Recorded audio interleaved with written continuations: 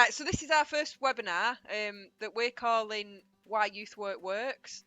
So we're just gonna have a chat about what we think about youth work and why we think it's quite a successful way of working. So we're going to introduce ourselves in a minute. We're all from Rochdale Youth Service, and basically what Rochdale Youth Service does is work with young people across the borough in a variety of settings. So it might be open access youth work, it might be centre-based youth work, it might be detached. We do some targeted work, we do some one-to-one work, and we support a lot of different agencies. So I'll start off with me. So my name's Diane Higgins. I am a youth worker by profession, and my job is managing Rochdale Youth Service. We go over to Jasmine. Hi everyone, I'm Jasmine Akhtar. I'm a youth worker for Rochdale Youth Service, and I manage the Pennines areas and also manage a team of youth workers in the Pennines. Jackie. I'm Jackie McCulloch. I'm a youth worker working with Cared for Children, young carers, and also working with young people on an alternative curriculum programme. And Muddy. My name is Muddy. I'm a youth worker in Haywood and Middleton, generally doing open access provision and detached youth work. Okay. So first question about youth work. Oh, it's probably worth mentioning that it is National Youth Work Week this week whilst we're having this discussion, which has kind of prompted us to think about talking about it. So I'm going to direct this question to you, Muddy, first of all. So what do you think makes youth work distinct from other professions? So first of all, young people attend on a voluntary basis. That's a massive part of what we do. Obviously, as well as working with referrals as well, stuff like alternative curriculum and the stuff that Jackie might touch on later with the Care for Children and stuff.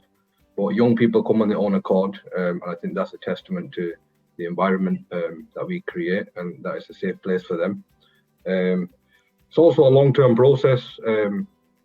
With our youth service, this could be due to funding and resources, but we're aiming to work with young people on a long-term basis, whereas a lot of organisations only have the capacity to do that on a short-term scale. You hear of detached projects that might last just 12 weeks as sort of like a pop-up provision, and then it comes and goes and there's no work following on from that, whereas we are based in our communities over a long period of time, building them relationships with young people, parents, and members of the community. It's also very dynamic, it's ever changing, no week is the same. I'm sure most people will tell you that, but again, because it's on a voluntary basis, sometimes you might get 15, 40, 100 people in a session, obviously talking pre-COVID here, and then the next session you could get 2 young people, and it's about how youth workers can plan and prepare for that. And you can't always plan and prepare for it, but that's where the skills that we have in being dynamic and being able to adapt to change to get the best out of the sessions and the young people that you've got there. And another thing is the curriculum is very much, so we have a curriculum that we work off, but the curriculum predominantly is based on young people's needs and interests. So young people will come to us and we will assess what the needs are and what the interests are of young people. And that the program that we create will be negotiated with the young people, so they have a huge say in what we deliver.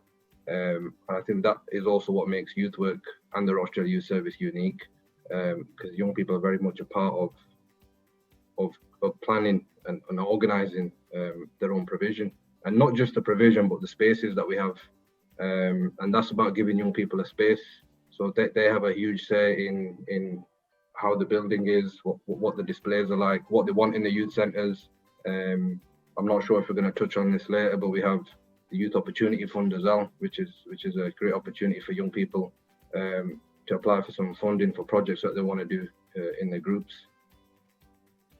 And anything else? That's yeah, I mean that's interesting. I think it's like one of the key things that you seem to be talking about was that it's all based around the young people, you know, and kind of it starts with them really, doesn't it? Yeah. Isn't it, like the young people we what we do as well. Flexibility, on somewhat like quite allows us to base our curriculum on what people want and need, whereas that may not be the case in other services.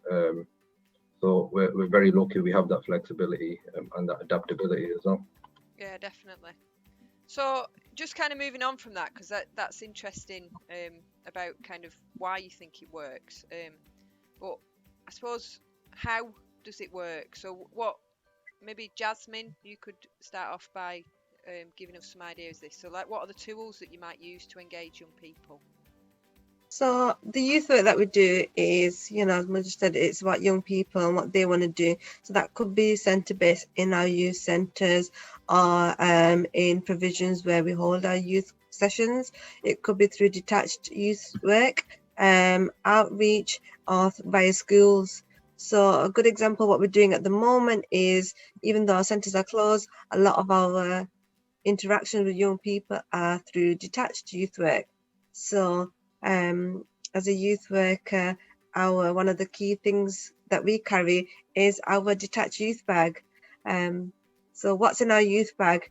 For me, number one is dark nights is a torch is mandatory. But alongside that, it's resources. So we've got games in there, so different youth work games. It could be something like Jenga, Starburst, some straws and sellotape for them to make a tower. So it's something that we can interact with young people alongside it, and it's a real way to engage with them in a fun way, something that they are welcome to do individually or in groups, and it's something that we could just transport along with us throughout the evening with all the areas that we cover.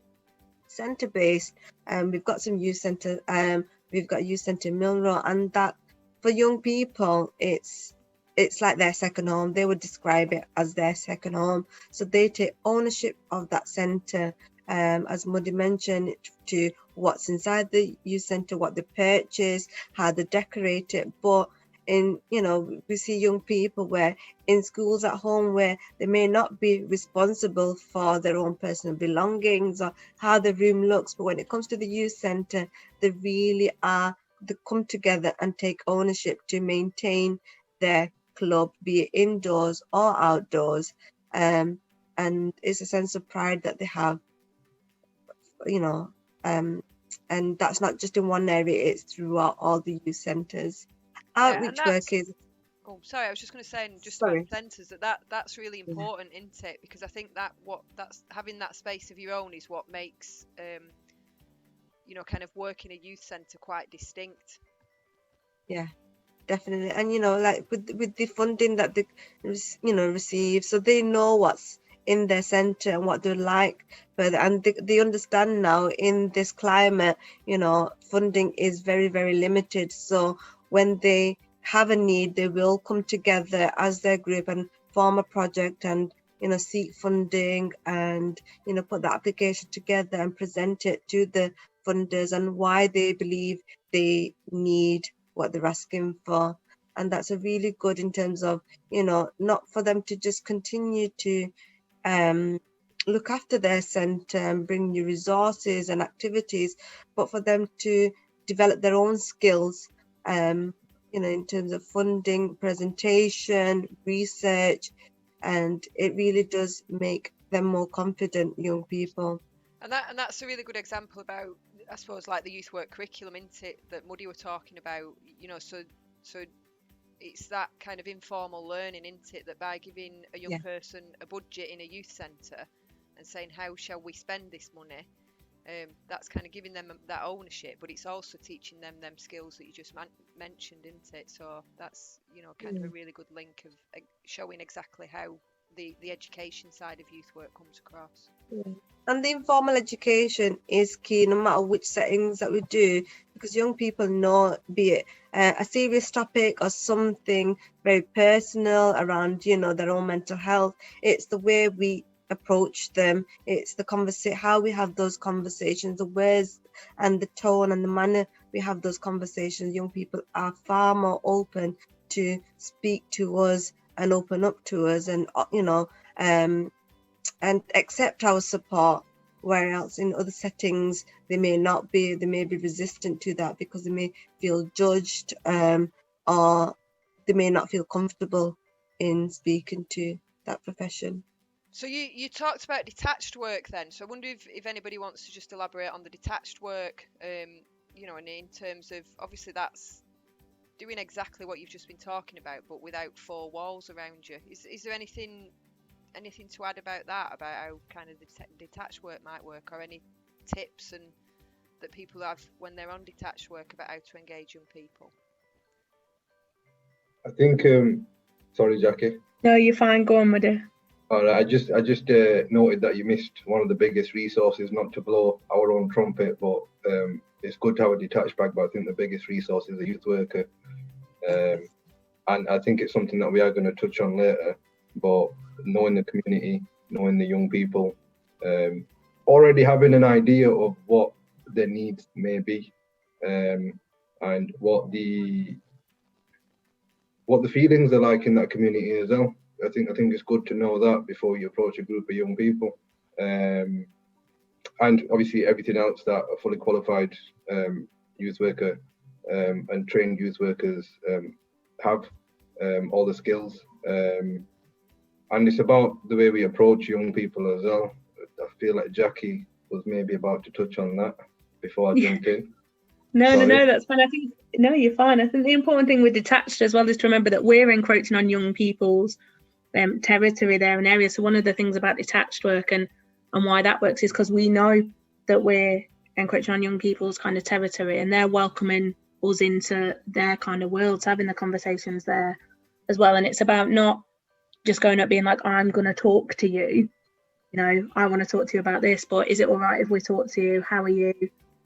Just kind of one of the tools on detached, a big one, is just conversation, but knowing that they're inviting you into their world there on detached. And I think that's really interesting if you put that in the talk is about something called contextual safe, and that's, I think, and youth work really fits into that way of working, you know, about knowing these spaces and places where young people are, and potentially where, you know, things, risky activities, risky behaviours might be going on, but youth workers generally tend to know them places are, and they're welcomed into them areas, and I think that's quite interesting. Yeah, definitely. A lot of the time where youth workers are engaging with young people out and about, and we'll have a lot of information that other professionals or agencies don't, and it's you know, that's the value of how we're able to work with those young people, and support them in a way they are open to support, and you know, we're engaging them without making them back off. So yeah, very open and honest. Yeah, good. I feel like we couldn't have a conversation at this time without mentioning coronavirus or lockdown or something related to that. So she's brought up the C word. I just thought it might be interesting just to talk about kind of our response to lockdown, if you like. You know, we can go back to lockdown, the original, or we can talk about lockdown going forward, but I just thought it seems like an opportune time to talk about that. So Jackie, I don't know what you think about like our initial response to lockdown. What did it look like? So like everywhere else in the UK, everything closed. So our sessions, our open access sessions, our youth centres for a little bit, they closed, and our sessions changed. We had to really think about the way that we weren't going to engage young people, and I think it gave us a creative opportunity. I think we can look on lockdown and think, oh, everything closed, everything was this, but everything changed, and everything did change, but it meant that we had an opportunity to be creative in the way that we engaged young people. So we did a lot of detached work in lockdown 1.0, I'm going to call it. So this is the original lockdown. We did a lot of detached work and going into areas where we've already touched on that we knew young people would still be out. So that was important, that we knew our communities and we knew where young people would be hanging out still. So we went and talked to them and just made sure they were okay. and making sure they were staying safe, but encouraging them as well to go home, but engage those young people still. We did a lot of house visits, so the young people that we knew, we knocked on doors and just checked they were all right. We really vamped up our online presence as well, so we knew that young people would be staying home and maybe being on social media more and being online more, so we joined TikTok. That was a big thing in lockdown, so we got on TikTok. We were already on Instagram, Facebook, Twitter, so we kind of vamped up the content that we were putting on there, and we created an online program for young people to be able to engage with. We did online Zoom sessions, so our regular sessions, we moved them onto Zoom and did creative sessions there as well, with art boxes, with baking. And Muddy, I know you did a baking session, didn't you? So there's creative sessions on Zoom. We got involved in missing from home things as well. So young people that were missing from home, we went and did those return visits and tried to engage young people either with online program or followed them up with regular home visits, or tried to engage them with our sessions on Zoom. And then slowly things began to reopen, so we could work with small groups outside and then small groups inside, and kind of that's where we're back to now, I guess, is working with small groups. So yeah, that was lockdown 1.0. And I mean, you mentioned the missing from homes there, and I think that's quite interesting about how we've kind of put a youth work slant on that it weren't just about kind of a one-time contact with them young people for us. I know that there's some young people that we maybe contacted that we would never have met before, you know, back in May or something, that we're still having regular contacts with now, even though there's been no further missings. But it's just been about, I suppose we used that opportunity to meet a new young person and then look at how we can get them involved long term. Jasmine, I know you've kind of done some of those, haven't you? And got some. Yeah, definitely. We did the returns, preferably via visiting at home, knocking on the door and checking on them, via telephone calls, and that led to more continuous support and a weekly support and building that relationship, understanding what's happening with that young person's life, be it in school, issues or home issues, and offering a holistic support for the family through the early help system. And that's really been valuable, where young people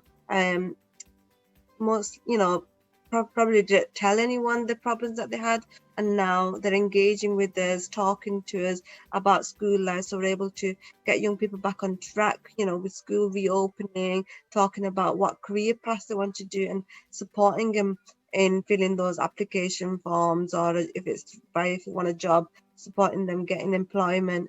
So that's really been helpful for them, and I think we're still going to be continuing that, but that's really made a difference into the understanding why they've gone missing, because a young person goes missing for a various reason, but if a professional can take the time to understand them and offer that support, it has decreased with some of the young people the number of times that they've gone missing. And I think lockdown or not, it's all right, lockdown or not, our aim to support young people in Rochdale hadn't changed. That hasn't changed, whether we're in lockdown or not. Our job engage young people, and that. Has anybody got any views? Has anybody views on whether this lockdown 2.0 lockdown the seesaw for young people? In comparison to the first one, where I just want Jackie just said as well. Sorry, I think we also need a lot of face-to-face services. Whereas we were obviously in a different capacity, and I think that was quite important for young people, for families, and our ability to support other services, like we mentioned, the missing from homes, and we've had referrals in from other services as well. And I just thought we had to stick that in there, because I think it was important, because I think that's been quite key to the development of the relationships of young people, hasn't it? And maybe kind of improved our relationships with families as well. So it was quite important, and I think we're kind of seeing the benefits of doing that now. So, sorry, what was the question again? Because I deviated from it and now I forgot. I suppose it was just whether we think that we're obviously going into lockdown the sequel now, whether we think it's going to be better or worse than the original. But Well, specifically people's for always us, worse, isn't it? specifically for us though, for young people. Well, All you right, said it now, yeah. Woody. No, I'm joking. That's a joke. I think in terms of what it looks like, at the start of the last lockdown, it was very, very quiet. I think we can agree that across the board. Very quiet. And because schools were closed as well, so young people might have lost some of the links with their friends in the social groups. Whereas now that they're open again, and I've seen people out more and more over time, we're going to enter another lockdown. I can still see us seeing groups out, more groups of young people out. I think it's going to be very, very different to the previous one.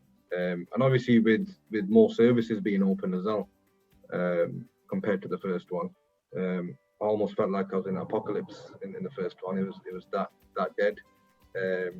So in terms of what it looks like, that's my input. I do think we are going to see more people, not just young people, families, adults, and professionals, and just anyone going to work and stuff as well. I don't know if anyone else wants to answer how that's going to be different for us. You see, there's been interesting comments from young people, hasn't there, about you know, I know a lot of youth workers have been talking to young people about how they see this lockdown, but I think it's about that mixed messages again that young people are getting into, that they can go to school and mix with people, yet they can't mix with the same people. And I know, so there was you know, one young person that said, how come I can be with that person for 6 hours at school, but then I can't be with that same young person in an evening? And you can see how young people kind of can't see what the difference is. Yeah. Yeah. You know, especially yesterday night being the first evening of, you know, round 2 of lockdown, I think young people are following the rules. You know, the very minimum young people, their families celebrating, you know, bonfire night within their own properties, and, you know, or going visiting the shops, or, you know, for a walk. But generally it was quiet. So fingers crossed young people will do that. But yes, you know, young people have had these last few weeks where they've met up with their friends, you know, and they've rejoined school. So it will be difficult to go back into that routine of having to stay at home. So difficulties.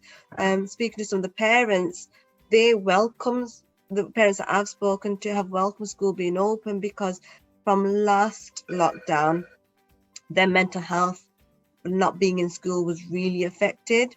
So they find schools being open right now is supporting their child, and that's where we come in, you know, in the evening. So we're able to still just remind them that our centres are open and we are still also about. So that's different, but yeah, let's see how it goes.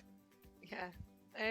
I'm gonna move us on, just conscious of time, but Jackie, I'm going to ask you this question. So what do you think is the future for youth work in Rochdale and, you know, maybe beyond? I think our continuing aim that we support young people in various different ways, creatively in different ways, whether that still be online, whether that be in centres, whether that be on detached work, that certainly still is the future for youth work. I think certainly over lockdown in Rochdale, the first lockdown, and now youth work is beginning to stand out more as we were the people that were still, as Muddy rightly said, still open and still engaging with young people where other services maybe weren't.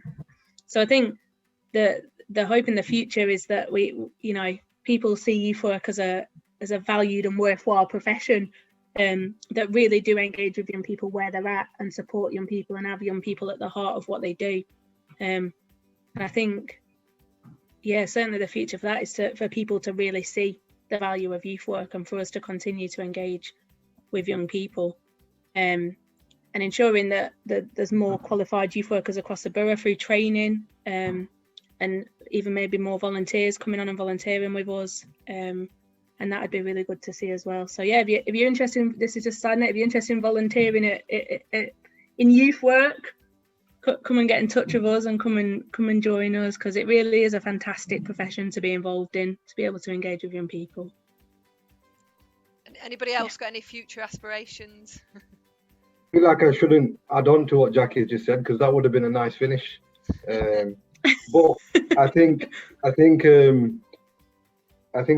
what Jackie said about people valuing youth work more. I think that's been a big part of what's changed during lockdown for us. I think what I'd like to see in the future is, and I think that's starting to happen now, is youth work not just being an afterthought and people understanding what youth workers do. I think, like I said, the other agencies we worked with, the referrals we've had, sort of the missing from homes, we've had referrals from family workers, social workers, and other services. I think that's made people realise the role we can play even more than before, whereas maybe it wasn't so apparent before. And as touched on before, the fact that we never stopped and we carried on supporting young people, and it has put us in a positive light, or give us more exposure, I should say, on social media, and in general across services, and not just locally. I'm hoping nationally, or even worldwide, youth work becomes more valued in that sense, and hopefully we've laid the foundations for that, and we can continue to do what we've done during lockdown, as well as hopefully what we were doing before. That's my hope anyway, that we become more integrated in services. That's the words I was looking for. I probably could have said that and reduced all that waffle, but become more integrated in other services and work together in partnership with them. And I'm hoping that people are starting to see the value of what we do, what we can offer to young people and other services. I think that's what we've started to do, and I hope to see that built in the future. Yeah, that's good. Well, that's brilliant. I think that was a nice chat for us to have on this National Youth Work Week 2020. And I think we're planning that this is going to be the start of a few future conversations between youth workers. So, yeah, thanks for listening, and we'll be back soon. Bye. Well, I also hope we can play doubles soon. I miss a good competitive game of double where we can all sit next to each other. I need the proper. That's we have also to throw the cards. So on a slide or something. Cool. Bye.